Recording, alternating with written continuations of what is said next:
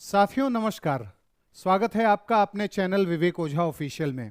साथियों, क्या किसी देश में हिंदू अल्पसंख्यक अधिकारों के हितों की बात करना, उन अधिकारों के संरक्षण की बात करना, सामाजिक, धार्मिक, सांस्कृतिक अधिकारों की सुरक्षा की बात करना देशद्रोह है, सेडिशन है? अगर ये राजद्रोह या देशद्रोह है, जैसा कि बांग्लादेश कह रहा है एक हिंदू मॉन्क के लिए, कृष्ण चिन्मय दास जिनका नाम है, इस्कॉन के जो लीडर हैं और वहाँ पर इस्कॉन के संत के रूप में बांग्लादेश में हिंदू धर्म और संस्कृति को आगे लेकर के बढ़ रहे हैं, उनको बोल दिया गया कि ये देशद्रोह कर रहे हैं क्योंकि ये हिंदुओं के अधिकारों की बात कर रहे हैं, हिंदुओं के हित में बोल रहे हैं, हिंदुओं के खिलाफ जो अत्याचार किए जा रहे हैं वहाँ पर बांग्लादेश में, उसके खिलाफ ये रैलियां कर रहे थे। उन रैलियों को पचा नहीं पाया बांग्लादेश, और बांग्लादेश ने बहुत ही बेशर्मी से इनको गिरफ्तार कर लिया और इन्हें चटगांव ले जाने की कोशिशें करने लगा। बाद में जब उसको अपनी बेशर्मी समझ में आई और कई दबाव भी पड़ रहा है, ग्लोबल लेवल पे भी चीजें देखी जा रही हैं, तो बांग्लादेश का जो हाई कोर्ट है उसने इस्कॉन जो है बांग्लादेश में जो काम करता है, कृष्ण के कॉन्शसनेस को प्रमोट करने के लिए जो एक मूवमेंट है, इसको बैन करने से मना कर दिया।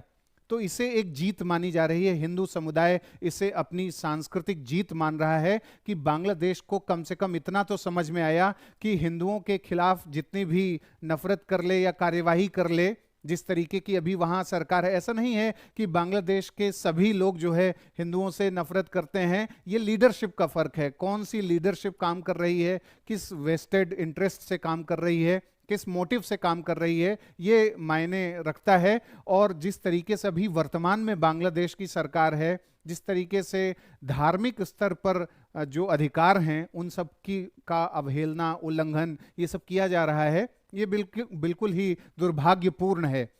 ऐसे में बहुत से जो बड़े बड़े देश हैं उनको ये देखना चाहिए कि वो भारत जैसे देशों पर तो तमाम प्रकार के आरोप लगाते हैं, जैसे अमेरिका है, यूरोपियन यूनियन है, या ऐसे जो यूरोप के देश हैं, वो जब भारत में अपनी रिपोर्ट तैयार करते हैं रिलीजियस फ्रीडम से रिलेटेड या माइनॉरिटी वेलफेयर से रिलेटेड, तो वो बोलते हैं कि भारत में अल्पसंख्यक अत्याचार हो रहा है, अल्पसंख्यकों के खिलाफ कार्रवाई हो रही है। वो बांग्लादेश में हिंदू अल्पसंख्यकों के खिलाफ जो कार्रवाई हो रही है उस पर उन्हें मौन नहीं रहना चाहिए, नहीं तो पूरा विश्व देख रहा है कि अमेरिका की ये जो हिपोक्रेसी है, जो पाखंड है, ये जो डबल स्टैंडर्ड है, यूरोपियन देशों का, ईयू के देशों का ये जो डबल स्टैंडर्ड है, ये काम नहीं करने वाला। ये एक्सपोज होंगे कल्चरली, रिलीजियसली कि इनका अपना एक ओरिएंटेशन है, इनका अपना एक प्रेफरेंशियल मोड है। ये प्रेफर करते हैं कि कब बोलना है, किस देश में धर्म में अल्पसंख्यकों के मुद्दे पर बोलना है और कहाँ नहीं बोलना है, और क्यों नहीं बोलना है, उसके पीछे क्या क्या कारण हो सकते हैं। क्या बांग्लादेश एक इस्लामिक देश है इसलिए बहुत से यूरोपीय देश इस मुद्दे पर नहीं बोलना चाहते? उनको बोलना चाहिए, पक्ष लेना चाहिए कि हिंदू अल्पसंख्यक अधिकारों का संरक्षण आवश्यक है, क्योंकि जब आप अगर आवाज उठाएंगे तो भारत जैसे देश भी अनेक देशों के अल्पसंख्यक अधिकारों के संरक्षण के लिए आवाज उठाएंगे। और जब कलेक्टिविटी में इस तरीके का काम होता है तो बांग्लादेश क्या, पाकिस्तान क्या, दुनिया का कोई भी बड़े से बड़ा देश हो, उस पर इतना दबाव पड़ जाएगा कि जैसे इस्कॉन को बैन न करने का निर्णय अभी हाई कोर्ट ने बांग्लादेश में किया, इस तरीके का निर्णय सामने आएगा। साथियों, बांग्लादेश के लिए भारत ने क्या नहीं किया, आपने अगर थोड़ा बहुत पढ़ा होगा भारत और बांग्लादेश के बायलैटरल रिलेशन के बारे में, तो आपको जरूर ये आइडिया होगा कि भारत जो है सबसे बड़ा डेवलपमेंट पार्टनर है पूरे साउथ एशिया में। अगर हम ग्लोबली भी कहें तो सबसे बड़े विकास साझेदार के रूप में बांग्लादेश के लिए काम करता है। भारत ने बांग्लादेश के पूरे इंफ्रास्ट्रक्चरल डेवलपमेंट के लिए हमेशा लाइन ऑफ क्रेडिट की लड़ी लगा दी।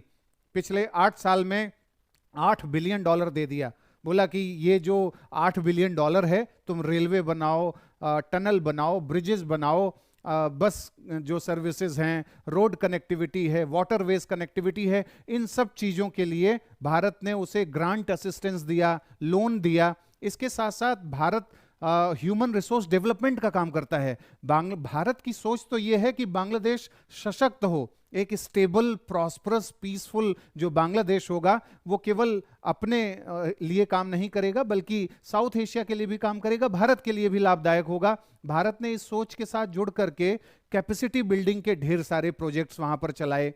जैसे जो एडमिनिस्ट्रेटिव बिल्डिंग्स हैं वहां पर बनाने के लिए भारत ने पैसा दिया, हॉस्पिटल्स, पॉलिटेक्निक, जो एग्रीकल्चरल असिस्टेंस है, हम एनर्जी सप्लाई करते हैं, हम बांग्लादेश को बिजली देते हैं, करीब 1200 मेगावाट पन बिजली देते हैं। हमने इंडिया बांग्लादेश फ्रेंडशिप पाइपलाइन चला करके बांग्लादेश को अपने नॉर्थ ईस्ट से कनेक्ट करते हुए सिलीगुड़ी गलियारे के माध्यम से उसे हाइड्रो पावर जो है कि सप्लाई करनी शुरू करी। ये सब काम भारत करता है, उसकी ये सोच है। शेख हसीना का जो डेवलपमेंटल एजेंडा था कि 2041 तक बांग्लादेश को एक विकसित देश बनाना है और धीरे धीरे बांग्लादेश को एक मिडिल इनकम इकोनॉमी की तरफ भी ले जाना है, उससे पहले उसमें भारत ने कहा कि हम आपको मदद करेंगे।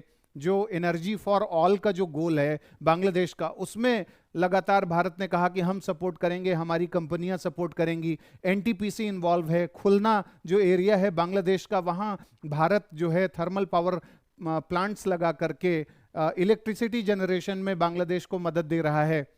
इसके अलावा रेलवे कनेक्टिविटी के मामले में अखौरा अगरतला रेलवे लिंक हो या मिताली एक्सप्रेस हो, बंधन एक्सप्रेस हो, मैत्री एक्सप्रेस हो, इन सब मामलों में भारत ने जिस तरीके का काम बांग्लादेश के साथ किया है, जो सपोर्ट किया है, बांग्लादेश को कम से कम सोचना चाहिए, एक बार क्या 10 बार सोचना चाहिए कि भारत ने जिस अनकंडीशनल तरीके से इतनी मदद दी है और इस ह्यूमैनिटेरियन अप्रोच के साथ उसकी मदद करता है, उस भारत को परेशान करने में लगा है बांग्लादेश। अभी कुछ समय पहले इंडिया आउट कैंपेन चला दिया था, मालदीव में भी इंडिया आउट कैंपेन चला। जो एंटी नेशनल एलिमेंट्स हावी हो रहे हैं वो बौखलाए हुए हैं इस समय कि कैसे भारत ने धारा 370 को हटा दिया, जम्मू कश्मीर की रीस्ट्रक्चरिंग कर दी, किस तरीके से भारत जो है आज अपने एलओसी पर और एलएसी पर जो स्ट्रैटेजिक पूरे कामकाज कर रहा है, मतलब strategic road, strategic tunnel, strategic bridges, ये सब बनाने में लगा हुआ है। ये बातें पच नहीं पा रही हैं बहुत से देशों को। चाइना और पाकिस्तान का के कोलैबोरेशन को ये चीज़ क्यों पसंद आएगी? अगर बांग्लादेश की ऐसे लीडरशिप, खासकर बीएनपी वाले, बांग्लादेश नेशनलिस्ट पार्टी और बेगम खालिदा जिया वाला जो पार्ट है, उसका कनेक्शन कई ऐसे इस्लामिक फंडामेंटलिस्ट ग्रुप से है जो भारत के विकास को देख ही नहीं सकते, पचा ही नहीं सकते, इसलिए वो इस तरीके की कार्यवाही करते रहते हैं और भारत के साथ संबंधों को तनावपूर्ण करने की कोशिश करते हैं। तमाम ऐसे मंदिर हैं, हिंदू मंदिर हैं जिन्हें वैंडलाइज किया गया, सैबोटेज हुआ, तोड़फोड़ हुआ, उनको हिंदू मंदिरों में आग लगा दी जाती है, तोड़फोड़ की जाती है। इससे धार्मिक भावनाएं आहत होती हैं और इसको देखना बहुत ज़्यादा आवश्यक है, क्योंकि कल्चरल एस्पिरेशंस एक देश के सबसे मजबूत एस्पिरेशंस में माने जाते हैं। आर्थिक जो क्षेत्र में कोई देश बढ़ना चाहता है ठीक है, लेकिन अर्थतंत्र से ऊपर की भी चीज़ कल्चर के रूप में सामने आती है, क्योंकि उससे अपनी एक पहचान, उससे अपनी एक अस्मिता बनती है। और उस कल्चरल आइडेंटिटी को, उस सनातन की परंपरा को अगर बांग्लादेश में चोट पहुंचाने की कोशिश की जा रही है तो मल्टीपल लेवल पे डिप्लोमेटिकली, स्ट्रेटेजिकली या आक्रामक होकर के भी भारत के पास इतना पावर है, इतनी हैसियत है कि तमाम मुद्दों पर सैंक्शंस लगा सकता है बांग्लादेश को सबक सिखाने के लिए। भारत ऐसा काम नहीं करता है क्योंकि थोड़ा संयमी देश है और वो इसके रिपरकशंस जानता है। तो पूरे साउथ एशिया में बहुत त्याग करता आया है, बांग्लादेश के लिए, श्रीलंका, सबके लिए भारत ने त्याग ही त्याग किया है और उस त्याग का खामियाजा ये सब देखने को मिल रहा है। लेकिन ये बात जरूर है, धीरे धीरे ऐसे देश और ऐसी लीडरशिप एक्सपोज होगी और भारत के बड़े जो दीर्घकालिक हित हैं वो निश्चित रूप से अचीव होंगे और इसके लिए एक मजबूत लीडरशिप लगातार भारत की बनी रहनी आवश्यक है। तो साथियों, आपका क्या विचार है इस मुद्दे पर? आप हमें कमेंट बॉक्स में जरूर बताएं। अगले कार्यक्रम में फिर मिलेंगे, इजाजत दीजिए, नमस्कार।